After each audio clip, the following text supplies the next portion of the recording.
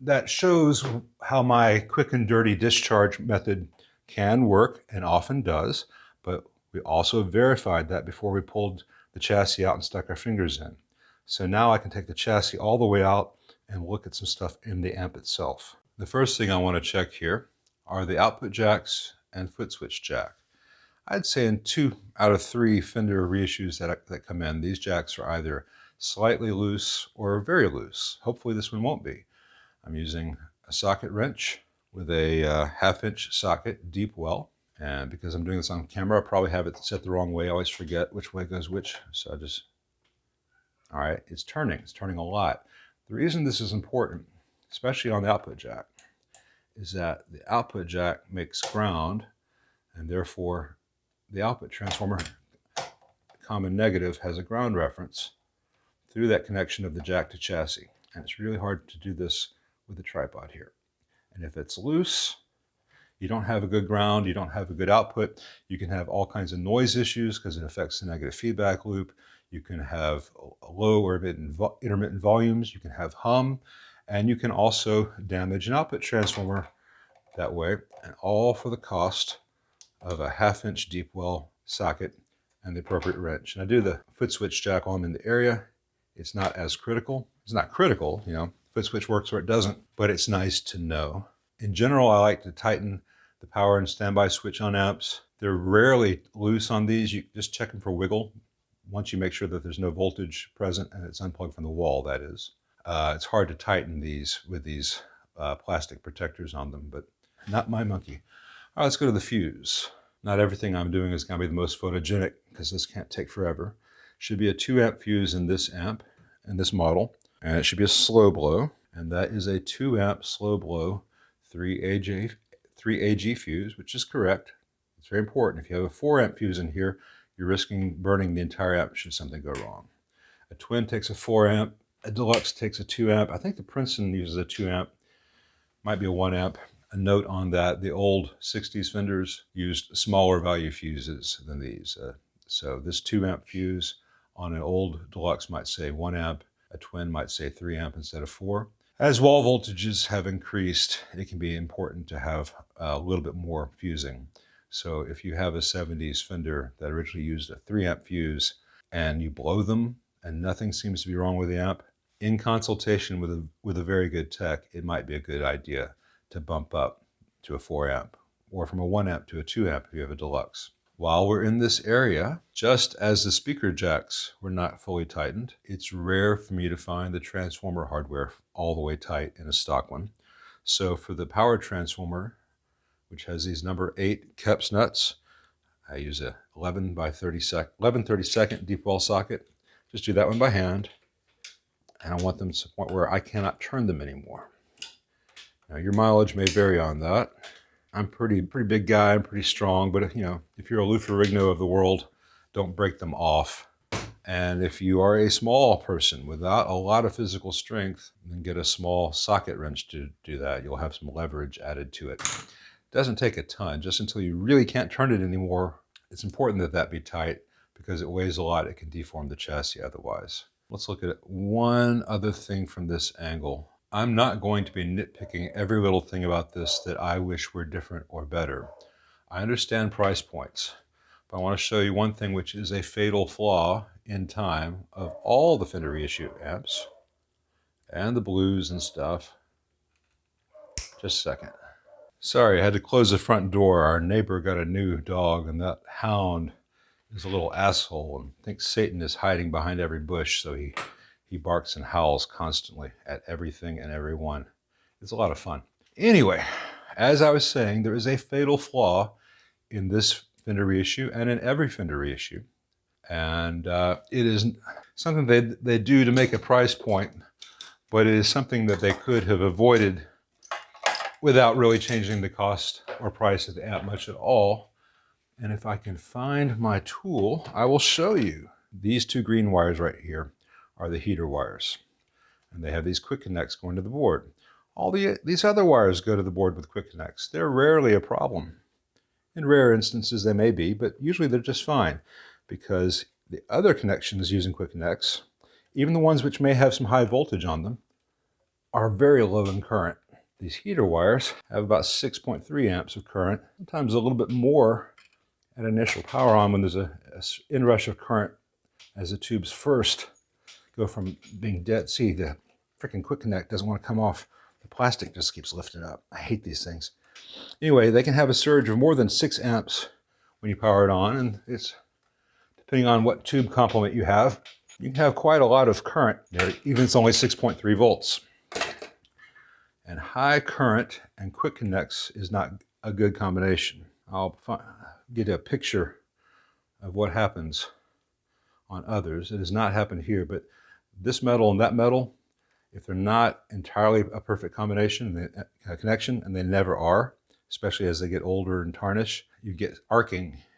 They begin to burn. This will turn dark in color. The wires burn. The board overheats. You burn the bottom of the board. On the old amps, the ones that these are technically supposedly reissues of, these green wires would be connected to pins 2 and 7 of this octal socket, and from there to all the others. So one of the things I will do on this amp for reliability, and I do on just about every reissue that comes in, is I will take off these quick connects. I will neatly twist these green wires just like the old ones, and I'll bring them down here and put them at the socket. And if you leave these wires going from here to the board, you will still have the heater balance resistors.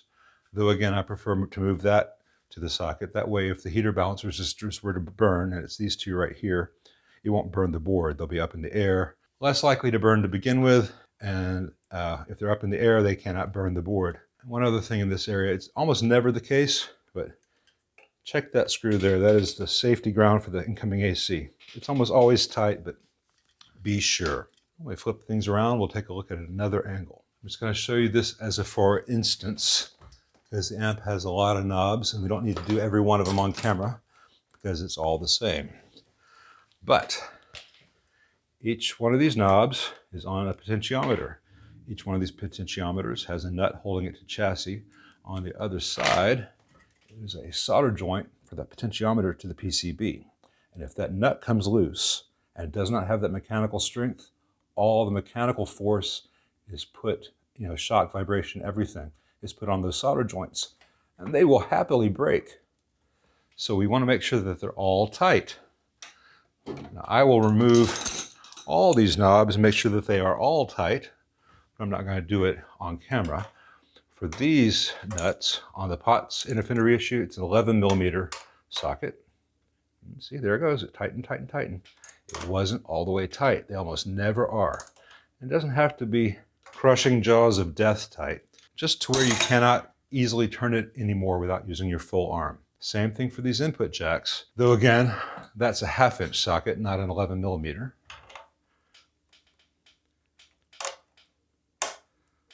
Those are pretty good, but not great. But again, if they vibrate loose, if they're just loose enough that over time they can vibrate loose, that's how you get broken solder joints. That one wasn't tight enough. When they're really tight like this, it's almost impossible for them to vibrate loose. Almost. Nothing is forever. And don't forget the bias pot, which is very crucial. Now, the nut for that is on the bottom. If I turn the nut this way, the pot wants to spin that way. So you have to make sure the pot does not and cannot turn, because the wires connected to that pot are very fragile and will break if you look at them wrong. So from the bottom, we want to make sure that that nut is very tight. If you can't see it on the camera angle, I'm sorry. I'm not doing 4 camera angles to show that. You just want to make sure it doesn't turn. And these are the reasons you need to have access to the inside of this amp for this purpose, even if you never go inside your amp again. Few owners need to be inside their amps very often. Oh, one other thing to check, the fuse holder nut sometimes comes loose. You can sort out the proper tool. I've got a whole bunch of different tools, metric and standard, but for this kind of thing, I'll just use the adjustable wrench and dial it in and make sure that it's tight. But remember that it is plastic and you can break it if you use too much force. So use your best judgment. You want to make sure that you can turn the knob on the other side counterclockwise and clockwise, and the inside does not move. Now on the other side, the stuff under the Doghouse cover I will show you in a minute. though few end users have any business looking under there unless they're very, very careful. I mean, if you've discharged the amp, you followed my instructions so far, you're not going to get killed if you take it off, but there's nothing in there the average person can do. But I will show you what I look for and what will be done on this amp. But what you can do, these 4 bolts that hold the power transformer, we've already tightened those nuts from the other side. So now we take our number 2 screwdriver and we tighten the nuts on the choke. That one was good. On the output transformer, get it to line up. That one was not all the way tight. And on the reverb transformer. All right, so this one was a little bit loose. Both of them were a little bit loose. On the output transformer, the choke was okay. Oh, and almost forgot. It's a little reverb RCA set of connectors. Don't do it too hard because it's plastic, but just make sure it doesn't have any wiggle to it. Let's take out the screws that hold the Doghouse cover on. You can do it by hand. You can do it with a low torque power tool or low torque setting. Not much issue going backwards. When you put them back in, you gotta be careful not to over torque them because it is a sheet metal screw just in the threads cut into the metal chassis. And if you use too much force, it'll strip. Pause this here and I'll show you after the screws are out so we don't have to hear that noise. With those out of the way, let's lift this up. And we see 5 filter caps and 4 resistors. And I want to look at this end of these filter caps and look for any leakage coming out, kind of like a battery spewing its guts. These look okay. I will find a little insert of one that I have done where they were not okay. It's very, very common for these not to be okay because Fender used the very cheapest cap that I see Illinois Capacitor makes. They underspec'd it and they don't have a long life. From Fender's point of view, it needs to last 5 seconds, maybe past the 2-year warranty. Taking a different view, the average electrolytic filter cap used in a guitar amplifier lasts 15 years or so. So 2 years, 15 years. The cost difference between a good cap and a bad cap is not a lot. The high quality ones, the F&Ts that I use as replacements, the 47 microfarad is a $7 and something odd cents, almost $8 for that one. These are almost $4 each. So you're looking at about 25, 30 bucks. They probably saved $1 per cap using these really cheap ones. 2 years. Spend another $4 or $5, 15 to 20 years. Your choice. Now, unlike the originals, this one has a 220 microfarad cap, 100 volt, in series with the 500 volt 47 microfarad cap. I've seen a lot of confusion about why they did that and worries that since I removed that it's not going to have enough voltage rating. I believe, I don't know, but I'm pretty sure that this is the answer. They were concerned that someone would take out the tube rectifier and put in a Weber copper cap or other similar plug-in solid-state replacement, and the B plus unloaded could exceed 500 volts. So they just added this cap in series with this resistor across this resistor across this to give it a total handling of 600 volts, and it puts the total impedance, capacitance in the 30s range. The original would have had 32 microfarad there. As long as the owner is going to stick with a tube rectifier, this cap is not necessary. You can use a 30, 32, or 47 microfarad cap here safely without this. What I do is I remove this cap, I remove this resistor, and I jumper this resistor. Just takes this out of the circuit. I could put in a new 220 microfarad 100 volt cap there. A good quality cap of that size in axial form today is about $4 or $5. So I prefer not to. I don't think it's really necessary, but you know, that's something I talk to the owners about. I don't like that little bitty half-watt resistor used as a drop-in resistor across it, a balanced resistor across it. I prefer to use at least a 1 or 2 watt resistor there. Now I have also encountered in other Fender reissues where these drop-in resistors here, which are 1 watts, get a little too hot because there's a fault in one of these capacitors. And so not only does the capacitor fail, but the resistor can burn, or it gets hot enough that the solder joints on the other side start to fall apart. They're not rated for a lot of heat. The other reissue Fenders have these filter caps, some here, some on the main board. They all have the same issues. It's just a matter of which combination of caps, how they're implemented, and where they're physically located. But all these gray and black IC brand filter caps that Fender uses these days, have a very short lifespan, and they begin to fail and begin to sound bad and offer problems long before you physically see leakage coming out of them. So that's something to bear in mind. If you bought this amp brand new and brought it to a guy like me and wanted these caps changed and the heater supply changed so that those quick connects cannot burn, I cannot speak for other techs, but all that would fall in my bench fee window. No great amount of time. You would know what the price was ahead of time. Not a lot of an investment to make something a lot better. And that would also include my time to go through here and tighten all the hardware, which I've just shown you how to do. While there are a lot of things in here that I, as a designer, might want to change, I'm going to point out 3 remaining things that you should know about. 4 remaining things. 4, sir. Get some better light on this. Number 1, as I mentioned, if the hardware on the front panel is not tight, these solder joints love to break on the pots and jacks. It's lead-free solder. It really needs that mechanical support of the nut. If that's not there, you will be paying someone to reflow these. Second thing, the stock Deluxe Reverb reissue, like the originals, has a 47 picofarad bright cap there. Most players that I know prefer the sound of the amp without it, and it's very easy to remove. It's these 2 solder joints here. You can get in there with some desoldering braid, remove that solder, and a small needle or a dental pick, and once the solder is out, it'll push out, then just kind of shake it out of the chassis. It can always be put back, but it's an easy and popular mod, and if you're careful or you have a tech do it, there can be no permanent damage to the board. It should be invisible and can easily be put back if you change your mind. Now, that C12K that people think sounds okay with the bright cap, if that bright cap's out, that C12K, people really hear how dark it is. If you put a better speaker into the Deluxe Reverb, and I don't care what your idea of a better speaker is, almost everything's better than that C12K, then that bright cap will really be audible and it can sound too glassy. The other Fender reissues, the Super, the Twin, etc., not the Princeton, but the Super, the Twin, and whatever else they might come out with. I don't know if they have a Pro in the works. They have a switch on the front panel that takes a 120 picofarad bright cap in and out of circuit, which can be fun for special effects. You can get a really pretty glassy thing, but most players prefer to have that off and just have the treble up maybe 6 or 7 and have a lot of high end just without that glass that can make overdrives be a bit raspy or hard on the ear. That's all subjective. I'm just pointing it out. Something which is not subjective is right here. Can you see that?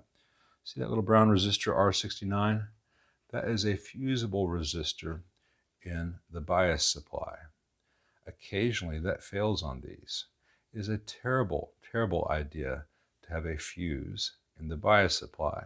If that fuse fails open, and it can because it's Tuesday, no real reason, then your bias supply goes away and your output tubes have no bias reference and they red plate, and at the very least you probably need new output tubes. As of this writing, a new pair of 6 V6s is probably $80. Used to be about $40. And that's just an expense you don't need. It can also cause damage to the sockets. It can also cause damage to the output transformer. I think that concludes everything I wanted to talk about here. I said there were 4 things. So that resistor, that bright cap, the solder. Oh, a very important thing. And this applies in different ways to all of the reissues. The Deluxe Reverb. We're going to ignore the 68 Custom because it has additional sets of problems. But the Deluxe Reverb reissues have excessive white noise on the reverb channel in stock form. It's because this trace, where's my pointer? Well, I've already discharged the amp. I'll use a metal pointer and let people make fun of me and be mean to me on the internet. This trace from the wiper of this volume pot goes all through here on this board. And you'd think it'd be fine because it's got a shielded plane on either side. Then it goes real close to this connection. And then goes to this ribbon cable, and then goes through this board, and ends up, you can't see where I'm going, it goes to this ribbon cable, and goes to this board, goes to this green wire to V2B, pin 7. And they have some shielded stuff on the board, but it's not enough. It makes for noise. So you can have a tech cut that trace at this end professionally. I prefer to do it right after the bright cap connection in case someone wants to put the bright cap back in. And then just cut out this green wire at both ends, and then put a shielded wire from V2B's grid, pin 7, to the wiper there, and you just shield it right there to that ground, and that reduces that white noise. The twin and super reverb have a similar issue in a different part of the circuit, and I can't cover all this, but it's due to their board layout, and it is fixable if the tech knows about it, knows how to fix it. In that case, it's due to where the runs for the mix resistors are. So they are not perfect. They can be made great, typically for under $300. And I'm talking all the systemic flaws removed, things like the excess noise in this run on a Deluxe, the other run on a twin. So, you know, you buy one used $600 to $900, and you put an additional $200 or $300 in it, maybe down the road a little bit. Maybe down the road you get a new $75 speaker. You can have a fantastic, long-lasting, great-sounding giggable amp. Once, especially the heater supply and the filter caps, once those ticking time bombs are taken off out of the amp, there's not a lot that's going to get you unless you just abuse it or use the wrong fuse, etc. Now, that ends the general overview of the Reissue Fenders. Now we're going to talk about a few things I noticed about this one while I was in here, aside from the things that I like to change on all of them. A minute ago, I mentioned that Deluxe Reverbs use 6V6s. This one, where the owner says it sounds dark at low volumes, has 6L6s, has some Sovtech, groove tube labeled Sovtech 6L6, GT6L6R. These would not be original to the amp. These are not the finest tubes on the market, though these days we often get what we can get, what's in stock, at a price I don't have to sell too many limbs to get. But even if these were just world-class 6L6s, 6L6s are hard on a Deluxe Reverb, at least with the stock power transformer. They draw a good bit more heater current, which will further stress these green wires with their quick connects in stock form, will cause the power transformer to run hotter, and there's a ratio that amps are designed around. So if you have a pair of 6V6s, the primary impedance, the reflected impedance of the output transformer at a given load, in this case typically 8 ohms, should be X. If you have 6L6s, that reflected primary impedance should be Y. This tube with this this output transformer is not going to be operating at its best. This tube with this power transformer is going to be causing this power transformer to run too hot and supply a little bit more heater voltage than it really was designed to do. You can kind of get away with it if you have a better quality transformer, say Mercury or Habor, or back in the not very long ago day, Classic Tone or some Hammonds. It's a lot to expect of the stock, which is not a very expensive transformer. And it is not optimal for the output transformer. And that mismatch can make the entire amp sound differently. Putting these 30-watt tubes in instead of the 12-watt 6V6s do not make this a 30-watt amp. It will still be about a 22-watt amp because this is a bottleneck, especially since there's an impedance mismatch, a load mismatch. So I think as to the owner's complaint that this thing sounds dark, it's going to sound dark at lower volumes, it's going to sound dark at higher volumes. What he's experiencing is that the amp overall is probably sounding kind of dark, even with that bright cap, because of the impedance mismatch and because of the C12K. And it's going to sound especially dark at lower volumes because of something called the Fletcher-Munson Curve. Our ears do not hear linearly. We are attuned to hear the frequency range of the human speech, the human voice. So everything below that and everything above that has to be louder for us to hear it. So as things are turned down in volume, we don't hear the bass as well. We don't hear the treble as well. we hear this stuff in the range of human speech. And so you have a low-level signal. Well, all the highs and lows go away. We're left with the mids. Then you've got this C12K at a very low volume. It's not a very efficient speaker. It doesn't have a lot of lows, doesn't have a lot of highs. It's not moving a lot of air. It's only really putting out some mids at that point. So what it puts out and what your ear is hearing is just the mids, and that can sound muffled. And there was probably a shorter way to say that, but I'm not going to redo it. If you want to know about Fletcher-Munson curves, Google awaits. I will put the correct spelling in the description below. So I'm going to call the owner and explain a lot of this as far as the output tubes go. He can have these back if he gets a twin or something, but we need to get him some 6V6s. Now, I am sure at this point someone's saying, I've been running 6L6s in my amp for years. It sounds great. You don't know what you're talking about, man. I'm glad you like it. I've been doing this in general for 30 years. I know Deluxe Reverbs. I know Fenders. You're not getting anything magic from using 6L6s in this, because none of that potential extra power or potential extra low end is making it through this little bitty output transformer. And all the potential magic of this is undone by having the wrong load on it. If you want to do this, you've got to change this and this, in which case, congratulations, you just created the Vibrolux reverb.